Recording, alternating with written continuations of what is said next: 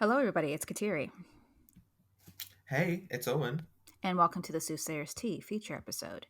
So, today we're going to be discussing misinformation about tarot and basically just tarot reading in the modern media, just because there's a lot of misinformation there, and we feel like it's a really good theme for the magician, how the magician can be a little tricky. Yeah. And this sort of misinformation and stuff has been going on in different forms for years. And it's kind of formed society's perception of tarot. And that will deeply affect you as you're coming into it and starting your practice with it. It's a good thing to get it out of the way at the very beginning, to look at your misconceptions and look at what tarot actually is and try to separate them so that you go into this, you know, doing good right off the bat. Yes. So we felt like it was very important to have this episode pretty much early on in the series. Although we're kind of squishing into the magician into this theme, it's still, we're really kind of pushing on the trickery portion of the Hmm. magician in this case. Because again, we feel like this is a very important episode to get out of the way first, especially for newer readers, because there's a lot of misconception when it comes to tarot. And some of it's a lot of fun, some of it's really messed up. So that's what we're going to be discussing today. Yeah. The magician, yeah, as you were just saying, it sort of fits it, and we've made it work. But don't want you coming out of this thinking that the main sort of correspondence to the magician would be trickery. If you want to learn a little bit more about the magician, you can check out our episode from earlier in the week, Tarot Talk, where we talk about the magician for 20 minutes, right? Yeah, exactly. And there's a lot of really positive things about the magician. But again, this is an important episode to discuss. Yes, it is. Now, I want to start off with a bit of a bang, a kind of a very controversial example of how misconceptions of tarot and how it's been depicted historically and throughout modern media has affected real life people and minorities today. And a very good and very recent example of this is that tarot is closed to Romani people. Um, you this isn't huge. It's mostly sort of on TikTok and popular with younger people. But I know specifically that the people who started this and who started a Facebook group and I think it was either a GoFundMe or a Patreon. It might have been a Patreon where they advertise that they will teach you how to decolonize your tarot and basically say that you cannot do tarot if you're not a Romani person. These were white people. These were not Yes. Romani people. And they were profiting off of this, and I'm pretty sure that they still are, actually. So, It's a, misconceptions bad. yeah, it's not just misconceptions. That's a huge can of worms of like basically identity Racism. politics, yeah, racism. Yeah, Yeah. identity politics gone wrong. And as a person of color myself, I find it's very interesting, especially working in activist spaces, is that I'm going to be very frank. This is going to be some hot take, hot tea. There's a lot of cases, especially younger activists. You can kind of tell that they're in the activist spaces for the wrong reasons. They're there to almost, I hate using this word, but it's accurate. They basically just kind of bully other people and not get the flack back from it because they're doing quote unquote the right thing. If you want to basically shit on somebody for something that they can't like basically defend themselves with from, so for example racism, sexism, homophobia, it becomes a type of situation that, again, this is how I'm seeing it, especially with a lot of the younger generation, is that they're not really doing it for the right reason, and it kind of gets to a head when it comes to this type of situation. Again, tarot is closed to Romani people. When there's Romani people out there who make it very clear, no, it's not, because as we said in earlier episodes, tarot is Italian. It's an Italian card game. Yeah. And the whole portrayal of the Romani woman um, reading tarot cards and that being like their whole thing and being sort of a grifter and a fool and sort of stealing money from you, that is rooted very heavily in racism, and it exists all over the world. Yeah. Romani people are still facing genocide in I think 12 countries right now in 2022. Um, Unfortunately for this episode, it is going to be just me and Kateri, but in a future episode, we are going to have on an actual Romani person to talk about how these misconceptions about tarot and how it's affected their people and why it is in fact bad. Yes, and we're pretty excited about that. So Yeah. I don't think for us, again, I can only discuss it as a from a person of colors, like from a indigenous kind of aspect, where I see that a lot when it comes to especially TikTok. And again, the younger generation is trying to close everything. I call it forced segregation. They want to segregate themselves again. Not that closed practices should be open. I do not believe that at all in any way, shape, or form. I have a lot of closed practice in my indigenous spirituality. However, I think the concept and the definition of closed practice is lost on a lot of people. When you start hearing things like Christianity is closed, come on. Christianity, one of the largest, if not, I think the largest religion in the world, that is entire sort of mission statement for certain sects and quite large sects is to convert others. You can't say that that is closed when they themselves are quite literally opening it and forcing it onto other people. However, I think we may have gotten a little bit off topic. Yeah, and that's the thing. Like, we could go. Basically, the point we're getting here is that even in the most well-intentioned things, or what's on the surface looks well-intentioned, can still be full of grift.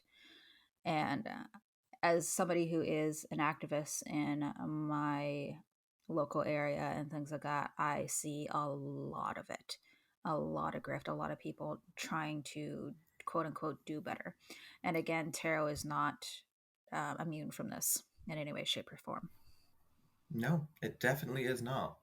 Um, but moving on, I think a little bit. I think another huge misconception about tarot, and this isn't so much a misconception as it is an unrealization. I feel like I'm at like a spiritual retreat right now, just adding like weird words together to make sense.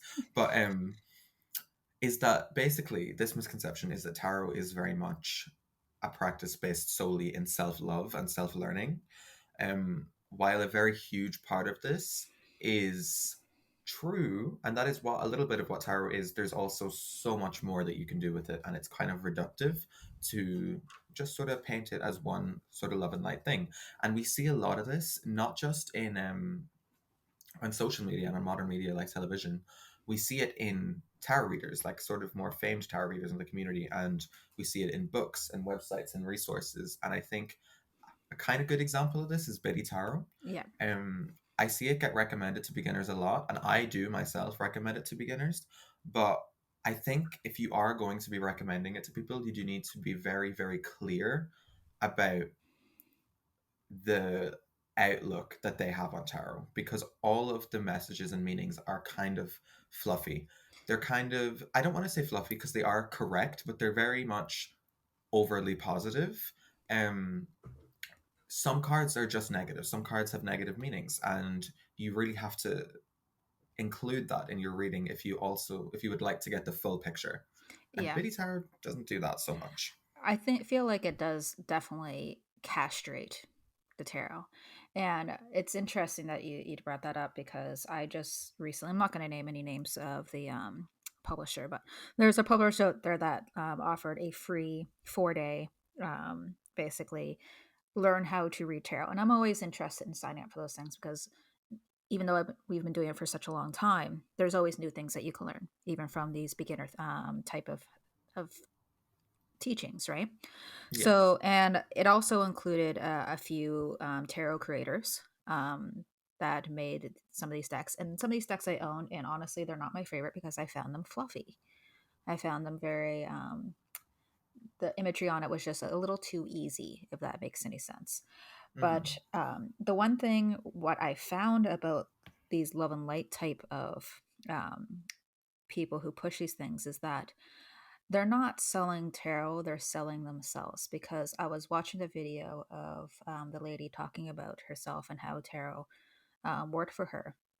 And I swear the first 15 minutes was just her talking about her life story. And I think that's fantastic. I think everybody needs to kind of speak their truth. But on the flip side of the coin, you could tell that they weren't selling a product to learn tarot. They're basically saying, hey, you should look up to me because I had a really hard. And I'm not saying that people can't be inspiring, but it looked like they're trying to more or less inspire people to get out of the funk that they're in, which is great. It's fantastic. I don't think there's anything wrong with that. I think it's valid. However, the problem with it is that I find that they're not so much selling tarot as a tool, they're selling tarot as a lifestyle, which is weird. It smells like capitalism, to be quite honest. Yep. I have a little bit more of a problem with it. I feel like stuff like this isn't really going to help a lot of people. What it's mostly doing is preying on them when they're vulnerable and wanting to sort of get out of this funk. Like this is capitalism invented midlife crises, and Midlife, just midlife, not like, teenage yeah, crises and listen. adolescent. All crises are valid, but how do you say it? Crises? Crises. It's just crisis. Crises. I don't know. I'm confused. I'm scared I now. think it's crises, but it's spelled the same. I love how we're However, like we're talking like we're authorities here. We're like crisis is this so says. we're very serious and we know exactly what we're talking about, in fact. And I think the only reason I can't speak is because I'm actually a tarot deck. I'm a tarot deck. Me. Yes. Uh, I just learned English like 2 weeks ago. Come on, give me a minute. Give me Let one me second. speak. It's a But colonial language anyway. Don't worry about it. what was I even saying? Talking. Oh yeah. Okay. It's sold exactly as you were saying. It's sold like a lifestyle. It's sold as a not a get rich quick. That is a different grift, but it's sold as a get better without doing any hard work Yeah. And it tool. feels, and again, I'm just going to go off this video that I watched. It was very much so like, oh, I didn't, it felt very almost new age. It felt very much like The Secret, just kind of like, oh, just wish and think your way out of your situation. You can stop doing hard drugs if you just feel better about yourself. And again, all of this is, I say it's valid. I just don't agree with it necessarily because I know that there's people out there that have these difficulties with negative self talk and they need that to get out of the situation that they're in. And I think that's anything that can help you do that, fantastic. However, from us coming on the other end of tarot is that it does really castrate and cheapen the tarot to a certain extent because Hmm. tarot is not all love and light. It's definitely not. It very much is not, especially when I'm giving myself readings. In fact, as I learned last night, but more importantly, I think it sort of stems from this whole thing as I see it mostly in America and Canada where and like access to mental health services isn't as good. I say that like it's good here in Europe. It's not. It's just cheaper, which means it's affordable at least. But I see it a lot over there with people selling sort of alternatives to therapy and to sort of like psychological help and professional mental help because it's cheaper and because people know that they need sort of psychology like psychoanalysts or an analysis or therapy, but they can't afford it because it's insanely expensive. And so people will pick up tarot cards instead, and that is perfectly fine, whatever works for you and whatever helps you, but that isn't super healthy. I know it may be your only choice, but it really isn't a healthy approach to tarot. I think the reason why that we're so opposed to it is that I think this is fantastic as a personal practice.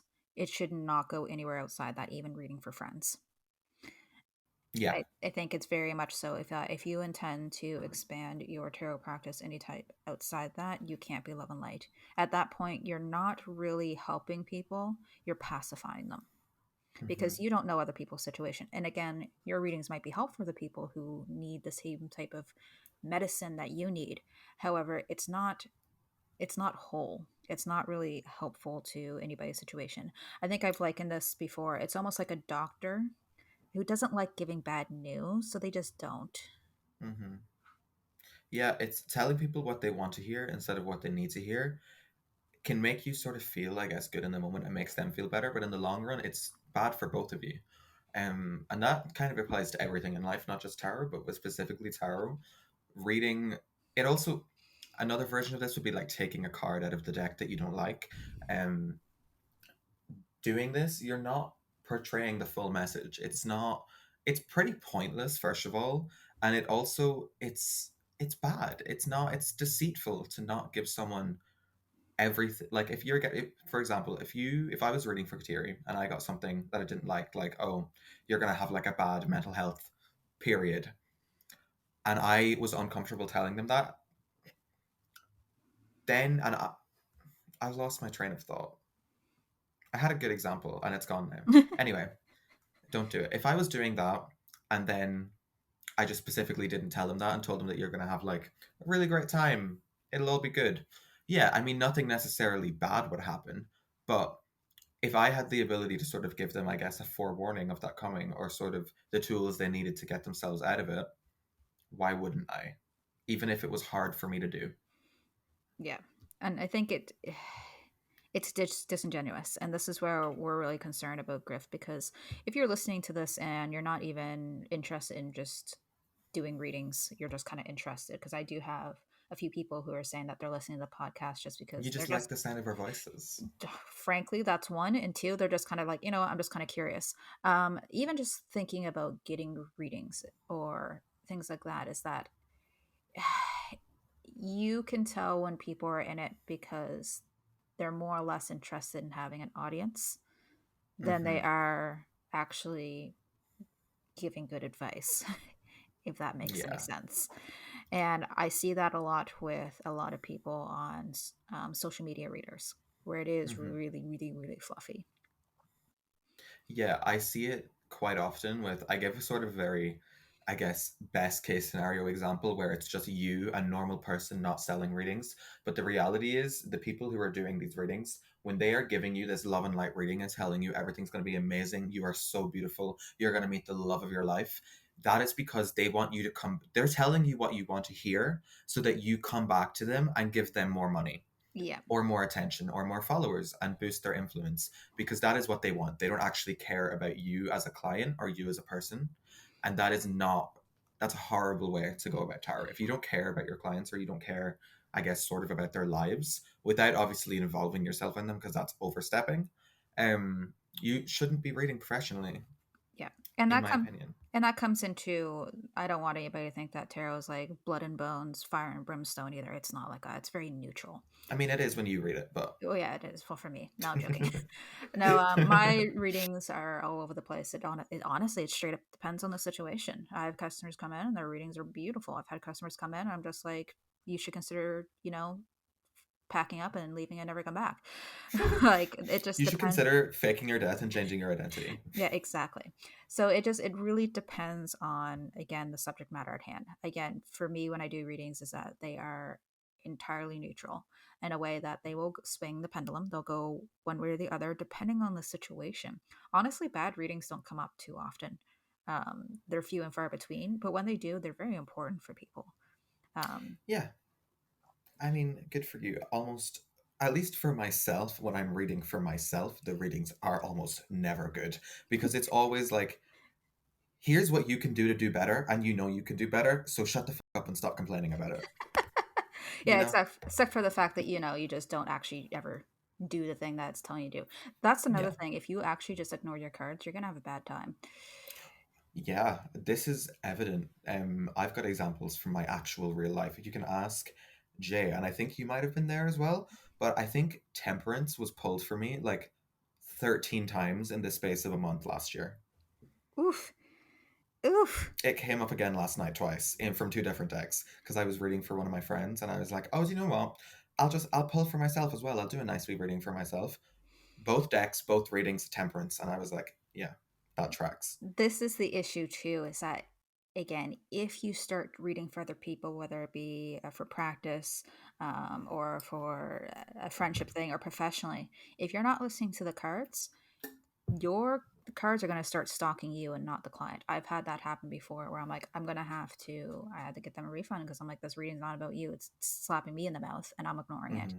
Yeah, And that's why you don't want to ignore your cards. And it doesn't happen too often, but I see this a lot with novice readers, is that because they're not reading for themselves properly, or they're ignoring what the cards are saying, it's just bleeding into everything, and that's not good. yeah, absolutely. This happened to me.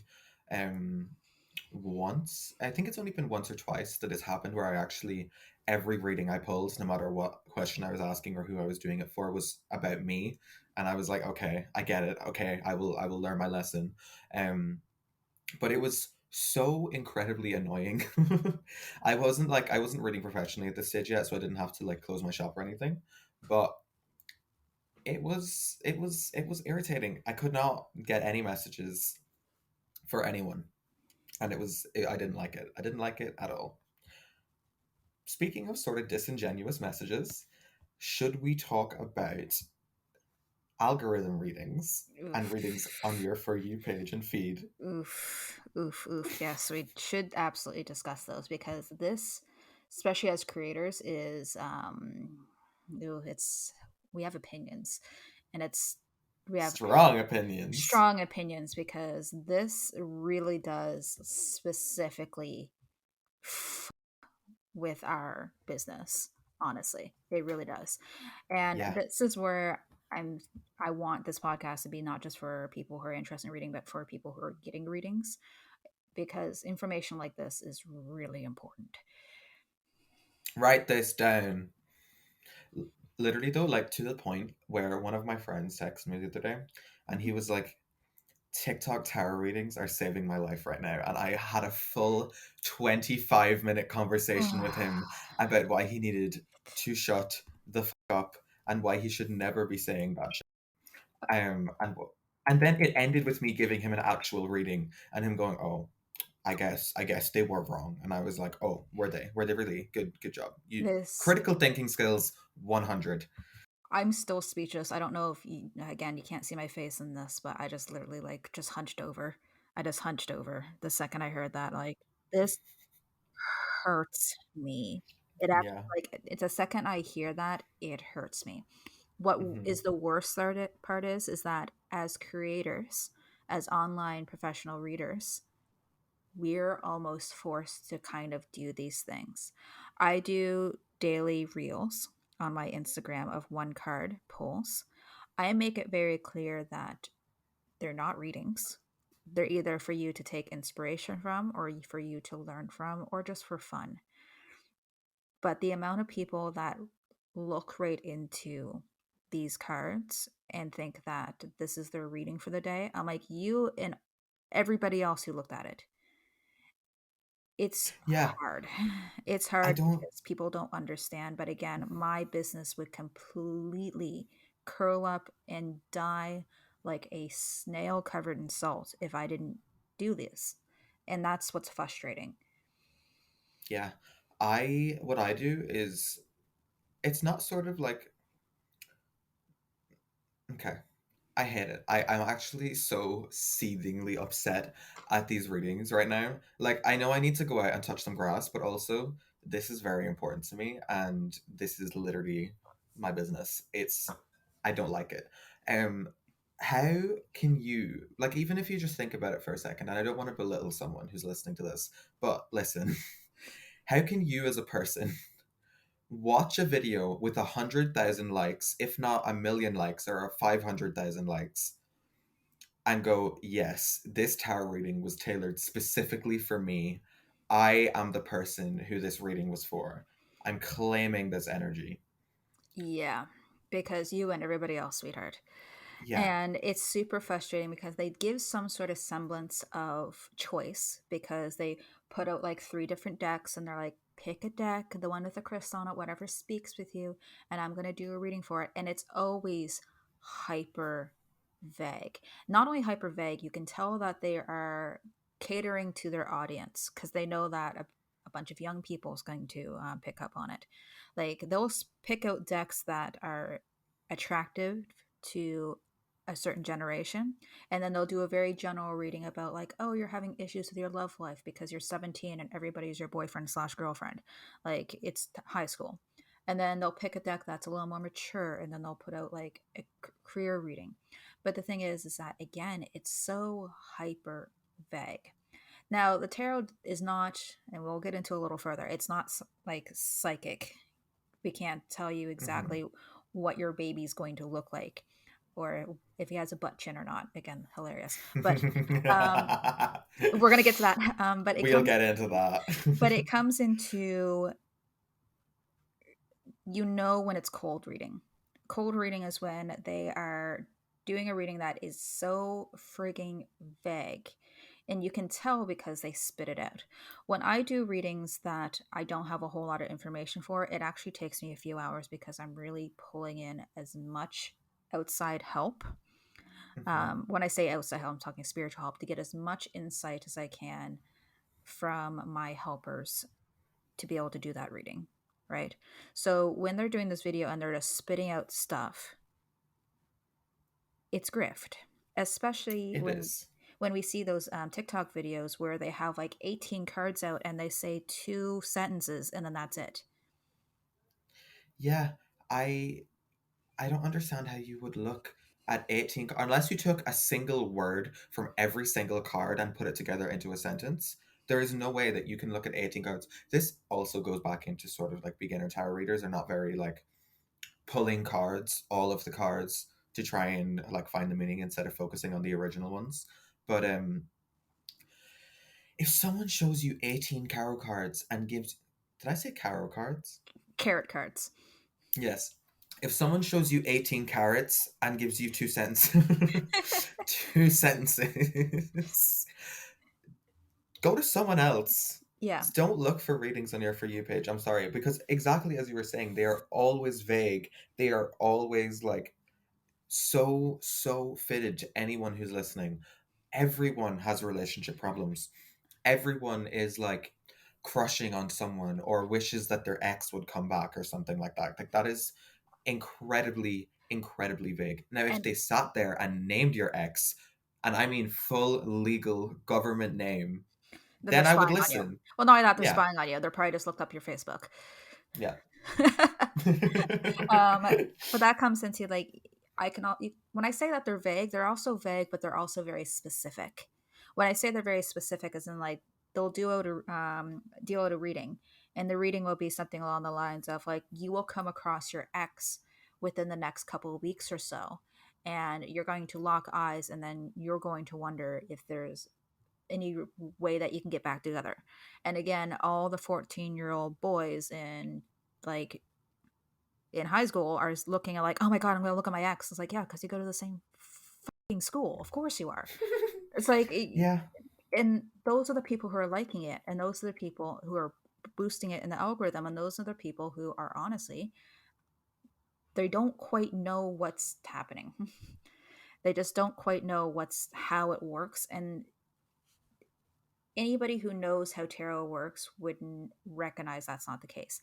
I would say that there's some sort of, I would say, a very faint glimmer of felicity to it if these people were psychics. But the thing is that even that, actual real psychics are extremely few and far between. And I would say yeah. extremely few and far between. And quite frankly, any of the ones that you see online are not going to be psychics. And I'll tell you the main reason why. Any psychics that I do know, they're basically like Megamind. Their brains are huge and they are exhausted 24/7. They don't have their human ability to open themselves up to an online audience like that. Or even like, I can't remember any of these names, but like the TV psychics where like they're in a crowd on like Oprah and all that. Those Oh people my god. are not psychics because their brains would explode. They wouldn't have the energy to do that. Any psychics I know live in the middle of nowhere, and yes, they charge for the services, but they only take a few clients on a month because of that, how much work it is. Yeah. It's a ton of work. Uh, it's it's a struggle. It's a struggle. And yeah, like all not all tarot readers are psychics. Not all psychics are tarot readers. That's something that really needs to be distinguished. I think a lot of people think that people who read tarot cards are also like these like wee woo sort of mystical psychics. Yeah, basically like these people who like read your mind and like talk to the dead and stuff. And that's another. misrepresentation that was brought about by modern media. Yeah. Even historically, like it doesn't line up, and it also sort of feeds back into the Romani people and the racism. Yeah. But like, yeah, And this is it's kind of, not. it's not good. It's not. And honestly, to kind of really segue into this, is that to lighten it up a little bit. Not all listeners is going to understand this reference, but I would highly, highly, highly recommend YouTubing Miss Cleo, because it is so bad it's good, and it's a part of my childhood in the worst way. So Miss Cleo was a TV quote unquote psychic, and her tool of choice was tarot. And before we, you know what, I'm just gonna, we'll talk about Miss Cleo first, and then we're gonna go into why Miss Cleo was the biggest fraud in all of TVdom. Okay. We'll So start light, as you said. we'll We'll start go light light. because honestly, because this is so deeply rooted in my childhood, I can only laugh at it. But this is another example of tarot really, really kind of getting the reputation that it has now. So Miss Cleo, of course, late at night, where she would be a Jamaican. You can't see my fingers, but I'm doing quotation marks. A Jamaican woman, um, in front of her table, and her fantastic outfits, and she would basically do psychic readings where she would pull out these tarot cards and people would call in, and they would get very, very, very, very pinpointed information. When I say pinpointed information, people would be like, who's the father of my baby? And she's like, you know who it is. It's the guy who has all the girlfriends, guys that you don't want to be with. And you know it's him because the baby has the same chin, has the same butt chin. Very, very specific information. And the reason why is very, very, very, very, very specific information is because Miss Cleo was not Jamaican at all, and she was a paid actress. And the people calling in were paid actors. Because on this TV show, it would have the number on the bottom, call me now. And people would call in and they would wait on hold for 45 minutes at $3.99 per minute American, or $4.99 per minute Canadian. And they wouldn't even get Miss Cleo because there was recording saying, there, you might not get Miss Cleo. We're going to try to get you to Miss Cleo so you can watch it live on television in front of you. But they would often just get basically the call center. It was basically, you know, the scams nowadays where it's just like your bank owes you money, or the Microsoft scams. It was like that, but on late night television. So people would call in, get these super vague readings, or these very um like, what's the word I'm looking for? They'd be very much so readings that would have pertained to anybody. And they would get fleeced three, four, $500. While the Miss Cleo that they saw on television was not only a paid actress, but the people calling in were actors. And it was Yeah. all pre recorded. So it ended up being a $1 billion lawsuit against the Psychic Network. I think that was the name of the company, where they did come out and said that Miss Cleo, one, is not even Jamaican. She's from Los Angeles. And two, she's a paid actress. Yeah. Um I I honestly I don't remember Miss Cleo. That could be an age thing or it could be a geography thing. Yeah, it's both Um geography and age, because I think that she stopped being on air in like late 90s, no, about mid 2000s, I would say. yeah. I would have been like a toddler. Yeah. But like, yeah, I remember seeing like these psychic networks and stuff on the TV. But I don't really remember many of them. I know we have Mystic Meg in the like the Sun, like the newspaper. Yeah. But she's more, I think, astrology and horoscopes. Yeah. And on her website you can of course book readings, but not with Mystic Meg Of course not. herself, of course. But yeah, I think she's still kicking around actually. I think she still comes out every week in the Sun or every day. Yeah. And that comes into, it's just like, this is very much so a organization, right? And these type of TV psychics or magazine psychics, because back in the day, you'd look at the magazine and in the back where all the ads were, it was just full of psychics. And a lot of them would use tarot. A lot of them would use tarot because when Wicca was really kind of coming up and up in the 80s and 90s, they've used tarot quite a bit because tarot was big. Tarot was really big in like the 20th century. Like it was a big thing. So it was definitely interesting just how things kind of evolved. The biggest problem is that now that tarot is kind of becoming back in its limelight, people are doing it very differently. I would respect, obviously, the Love and Lighters more than these TV psychics. Yeah, I mean the thing with these like TV psychics and stuff, because they did sort of appear around the 80s, with the rise of sort of like the counterculture movement in America, and Yep. then the sort of influence that that had, and the creation, I guess, sort of New Age spirituality, and the bastardization of Eastern religions that sort of came to that. It tarot it was popular. All of these like sort of I would say upper middle class were sort of the main targets, Yep. or because no one else could afford their insane phone call prices. But what happened was like this spirituality was being a little bit more talked about. Christianity was no longer, it still was very much the center of attention, but it had another competitor in the ring, and that was spirituality Yep. in quotation marks. Um, and I don't really love using that word so much. I have a different definition of the word, but that's besides the point. It was It's alternative Christianity because it was all very still very yeah. like good and evil based, right? Hmm. It comes into is like we saw it a lot in popular media. Charmed was a thing.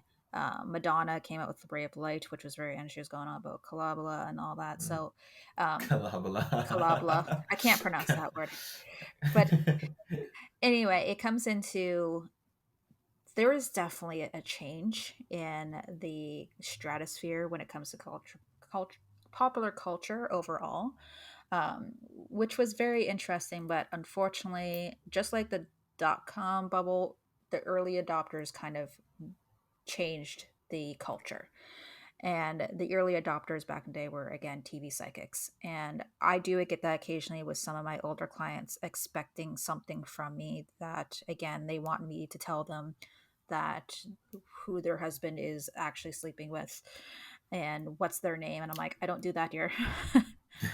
Yeah, I'm good. That happened to me as well. I remember I get a couple of readings because we've talked about this before, and sort of like how clients sort of go towards people their own age Yeah. when it comes to reading tarot.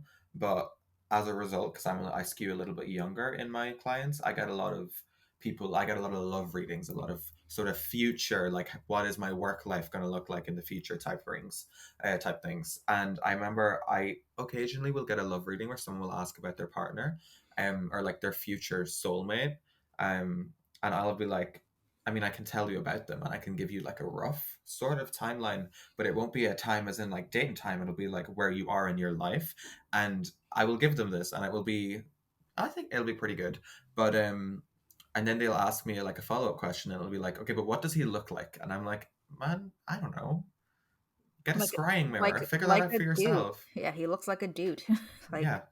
congratulations. And even so, like, again, I think that's honestly just misconception of the craft in general, or paganism in general, or again Hmm. alternative spirituality, whatever you want to call it. I think that there's been such a stamping out of it because of just the Christian type of, and I'm not anti-Christian in any way, shape, or form, but there's definitely like a Christian supremacy that's been Yeah. in Western societies for quite a while. I think that the only thing that really kind of survived was Greek and Egyptian Yeah. like I won't even say religions, but they kind of survived just due to the art and such. But there's been a lot of things that have been lost, and I think that people get a little too edgy when it comes to tarot. I love Yeah. tarot. I think it is. I don't want to say edgy, but I think that there's definitely more to it. I feel a very strong connection to it spiritually. But Yeah, I think that people are both bastardizing it and also making it to be way more than it actually is. Like, there's no middle ground. There has to be a middle ground for there people that. really isn't. Yeah, especially online, you do not see a middle ground because middle ground doesn't get likes. Middle ground doesn't get clicks. It doesn't. It's that's another sort of, I guess, negative effect of social media. I seen this influencer who I hesitate to even call an influencer, and I know for a fact that he does not read tarot. Um, this is the first time that he had ever spoken about tarot on his main social media page, and guess what it was? I want you to What? guess. I don't even want to think about that. What? It was an advertisement. It was an advertisement for a tarot deck. He was giving a tarot deck review, and I have looked at this tarot deck, and don't get me wrong, it is gorgeous, but the imagery, like, it does not line up with the meaning of the cards at all. Like, not even a little bit. It's the Disney villains tarot. I don't know if you've Oh seen it. I know yes, you yes, have. yes, yes, Yeah. yes. I've seen it because I have the Nightmare Before Christmas tarot, which Hmm. is I think it's the same company. I think it's the same everything. I think I have to look that up, but Yeah. I same idea, and it's definitely I call them novelty decks. They're fun. They're great. Honestly, they're Hmm. readable, but they're also not anywhere near good for learning or anywhere near. They're a novelty deck. They're for fun. You keep Yeah, them. You they're put for them on the looking shelf. at. They're visual decks because that is literally all they can be. Yeah, Because look, as I've said, I love the Disney Villains Tower. It is so pretty. I love me some Disney villains. But they just slapped a random Disney villain on each card and call it a day. yeah, Like there was not any sort of pre-thought or knowledge about tarot going into this. And he was sitting there raving about this tarot deck. He was like, oh my gosh, it is amazing. It's so cute and pretty. And then everyone was like, you're stupid. yeah. Shut up. Why are you talking about tarot?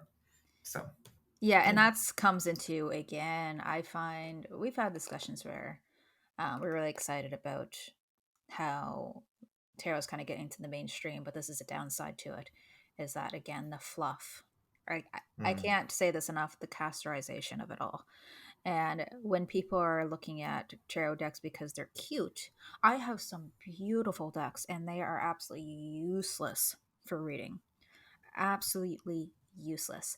And with that being said, you can technically read any deck if you want to. When I say it's useless for reading, it's just that if I were to show people cards, and if I'm explaining cards, I can't explain a flower on death. I can be like, okay, cool, this is like rebirth and growing, like starting anew, but in your reading, this means something's fucked up.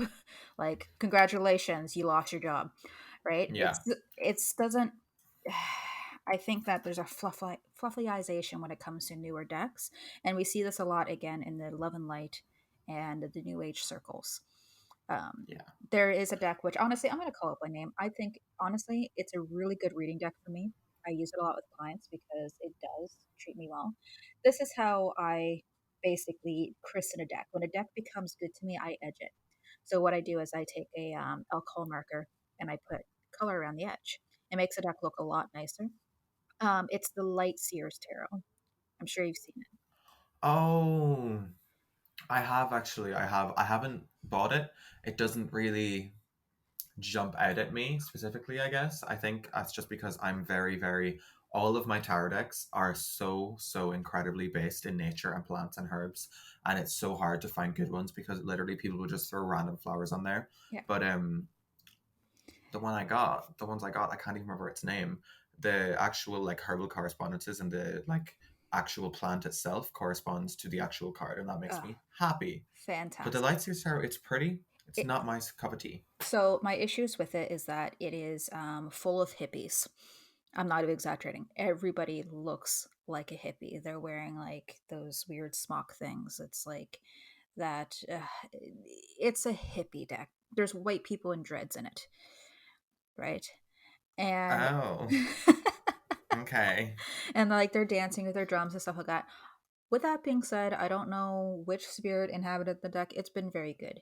It's a very good reading deck. People love that deck. I put a nice little green edge around it because I'm like, you know what? I respect you.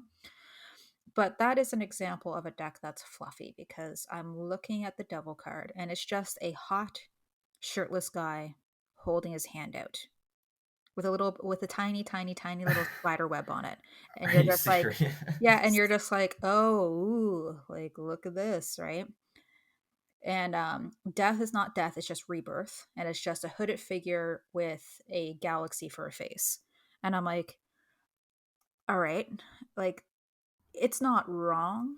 And again, it reads very well because that's an example of a deck there. I don't feel like the pictures do the archetype justice. However, I can read it like a book. It's very good to me. So I don't want anybody to think that if a deck is a novelty deck or a deck that doesn't necessarily connect to you that you can't read it.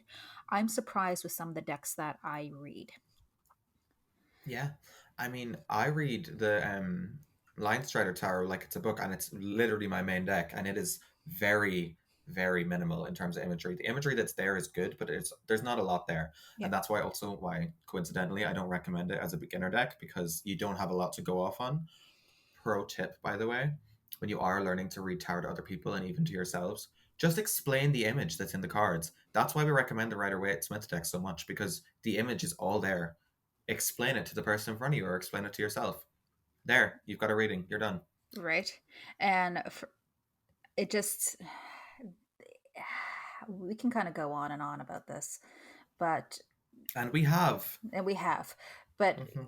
we want to be concerned about when I say starting off on tarot or at least learning about tarot, whether you're intending to read for yourself, other people, or just curious about learning, honestly, just start with the basics. You don't need everything else, especially when he said when it comes to this individual who never spoke of tarot before but is going on about a like a novelty deck.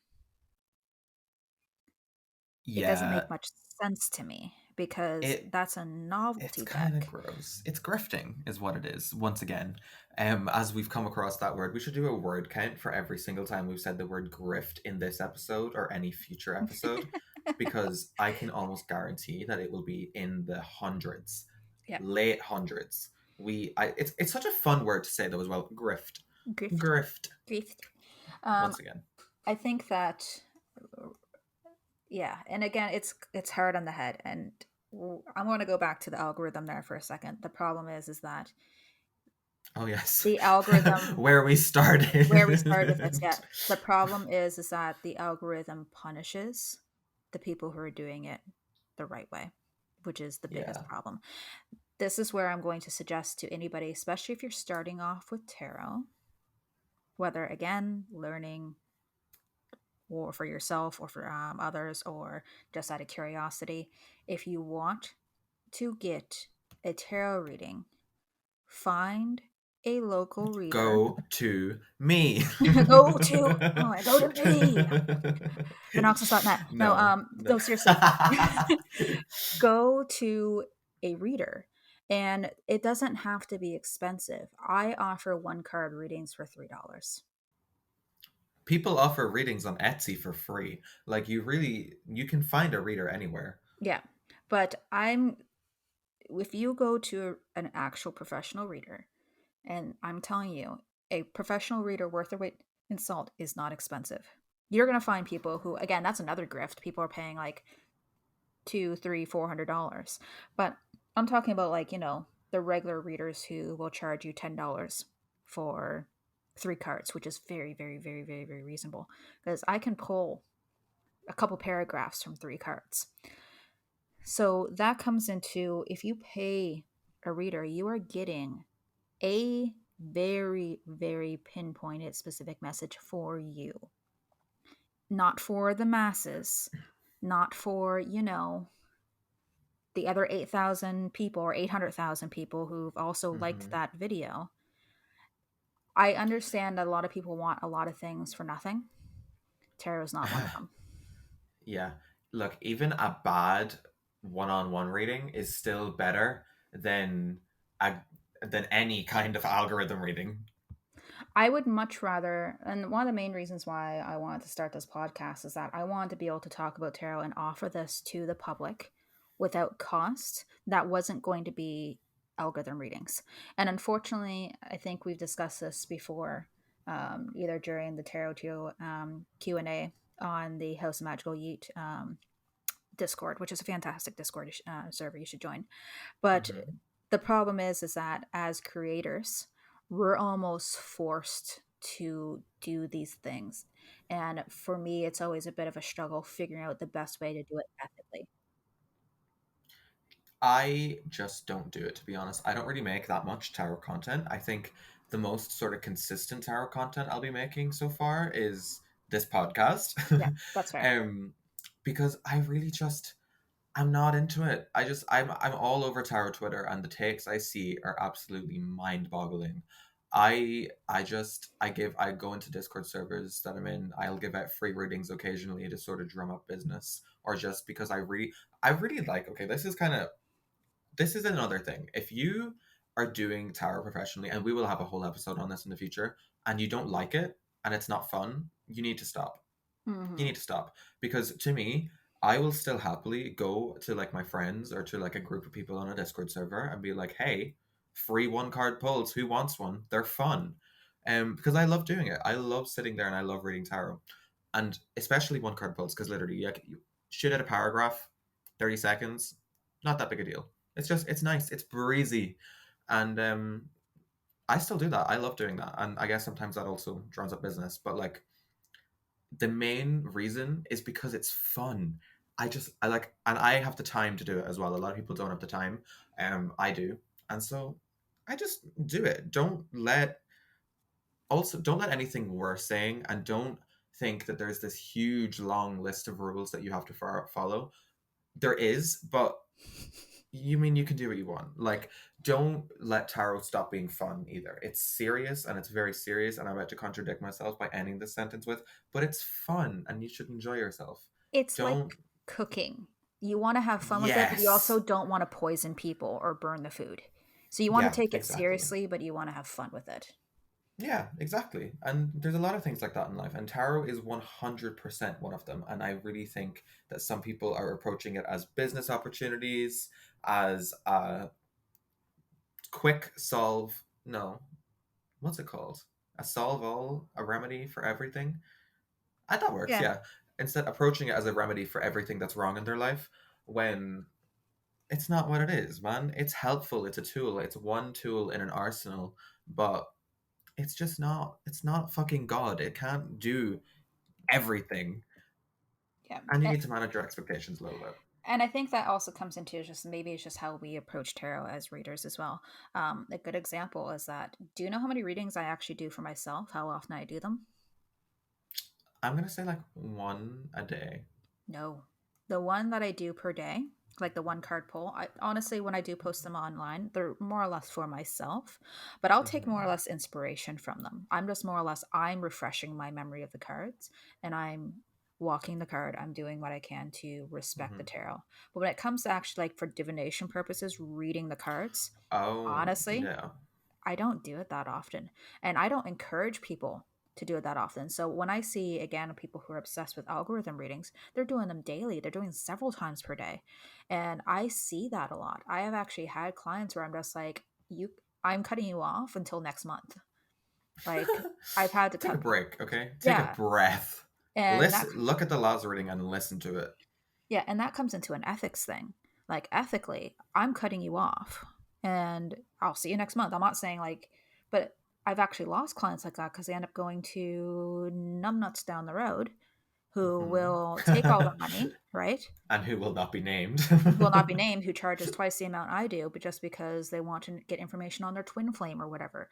And it's Hmm. the thing is that that comes into their being told what they want to hear. And I And so with that, find we've actually come full circle and have stayed on topic. So take that, whoever says that we are rambling or off topic in any way.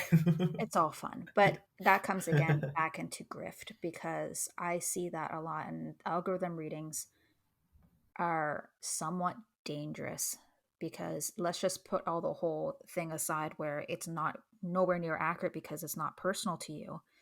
They're addictive. And again, when I do polls, I make it very clear in my description. I'm like, what inspiration? How are you choosing to manifest this or avoid this today? Right?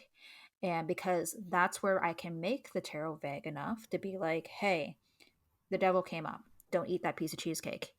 Like Yeah. things like that.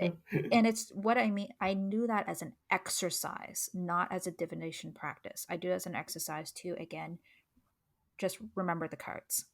When I'm Yeah. actually reading for people, when I'm doing professional paid readings, that is a divination practice. That's divinatory in nature. I don't offer that for free. A divination practice, divinatory in nature. Divinatory, it is. But honestly, it comes into I don't offer that for free. And I'll be frank, I don't offer that for free for a few reasons. Is because I don't think it should be offered for free. Because what I Anything that you're putting your time and effort into for other people shouldn't be free. Well, not only that, is that in my personal practice, there has to be an exchange, especially with the Hmm. things that I'm pulling in. If I have to do it for free, then I'm paying that somewhere. Any cash that I get, I usually take a coin or a token and I put it on the altar for the spirits. I'm like, here you go. That's your payment. Hmm. Right. And then at the end of the week, at the end of the month, then I take it off the altar, then it's back to me again. But I have to offer that. If I'm doing these readings for people, the money I get don't come to me immediately. It goes somewhere else first. And that's how you know that these readings are meant for you. I'm not just pulling out cards and making it personal for you. I'm literally paying something else to get this reading for you. Yeah. So And that's if the I thing. Everything in life is about finding that balance, and it's about a give and a take, and that includes tarot. Yeah, especially with how I do it. And if I do readings for other people, I literally have to find something else to offer who's helping me. Hmm. I'm Yeah. trying to be as vague as possible about my practice, just because um, I don't feel like discussing that portion of my practice.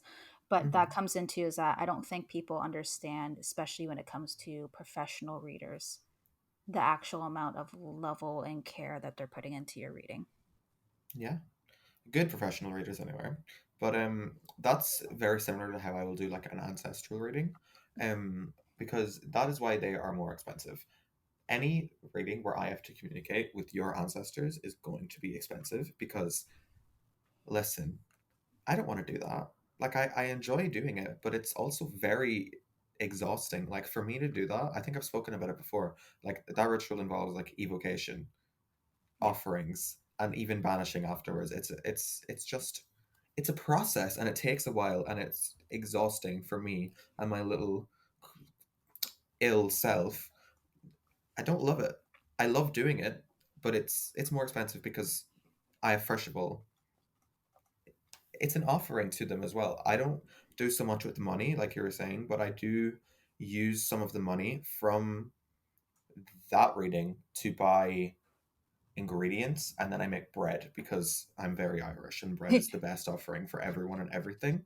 Do you put a Um, potato into it too? Because you probably should. Potato bread, do I make potato bread? Is that what you're asking me right Yes. now?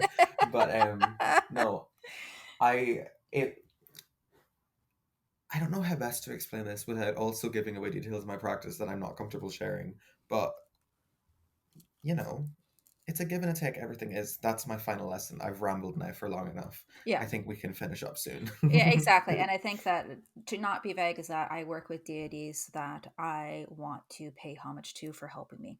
When I say help me, I don't necessarily mean that I'm invoking them, is that I have asked for assistance in my life in general to be able to have these quote unquote abilities per se, right? And for me is that it's just a constant thank you to them. And my devotion is that any money I get, I hold on until basically the new moon. And I give when I say money, it's like if I get physical cash, the whole cash goes on the altar. If I get a digital, like a digital transfer or like an e-transfer, I will take a coin representing that transaction and I'll put it in the money cup. So like there's that money that I receive, I do not spend until it was spiritually given to them, and then I can spend it in this physical realm at a later time. So That's actually really interesting. That's really cool. I haven't really seen that before, and I think that's cool. yeah, because like although I'm doing the reading and it's my power, I understand that I wouldn't be doing what I'm doing as well as I am unless I had them on my side, Yeah, if a that little bit makes of sense. outside help. A little bit outside help, and when I say outside help, again, I make it very clear that I'm not doing any invocation because that's a different can of worms. Hmm. It might be something I might bring into my practice, if, like my tarot practice, when it comes to outside offerings in the future. But for now, it's just this is an entity that's kind of with me in general. And for the people who are listening to us that don't know anything about this, it's like Jesus. It's just like Jesus. You know how Jesus is Yeah. always with you and God's always with you, and then you basically go to the church and you make an offering? Same idea.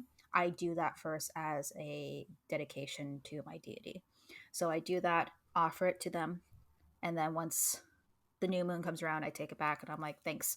But until then, is that I try to make, Cheers. yeah, I make them happy because I don't feel like I would be able to read tarot the way I do without them. Yeah. And I think that's a really beautiful note to finish on. It is. I am Owen Kylock. You can find me on Instagram and Twitter at the same name. You can also buy readings from me at my shop, shop@kylock.com, which will be linked in the description because I have a strong feeling you have no idea how to spell that. I also run our podcast Twitter, soothsayers_T, so check us out over there as well. Yes, and my name's Kateri. You can follow me on Instagram and regretfully Facebook at Vinoxis. My website is vinoxis.net, where I do offer live Zoom readings, PDF readings, and if you live local to me, I do readings at Obscurity Shop. With that being said, I do run the Instagram, which is now soothsayers_T. And we also do have a link tree in the description, which is going to not only link you to all the places that you can listen to this podcast, but it listens to our own personal link trees. So if you want to know a little more about us, Yeah, thank you very much for listening. We will see you on Monday. see you on Monday. Goodbye. Bye.